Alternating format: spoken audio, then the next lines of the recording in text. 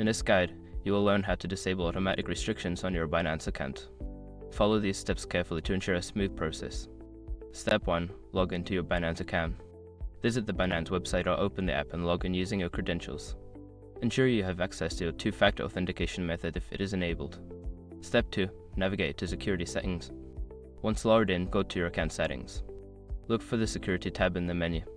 This section contains various options related to your account's security and restrictions. Step 3. Review automatic restrictions. Before filing a refund or dispute, use the #com link in the description to open a refund dispute deadline calculator and confirm your deadline. Step 4. Adjust restriction settings. Find the option to disable or adjust the automatic restrictions. This may involve toggling a switch or selecting a different option from a drop-down menu.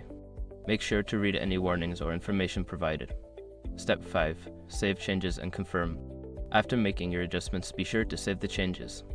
You may be prompted to confirm your decision through a verification process, such as entering a code sent to your email or phone. By following these steps, you can successfully disable automatic restrictions on your Binance account. Always remember to keep your account secure and monitor any changes you make.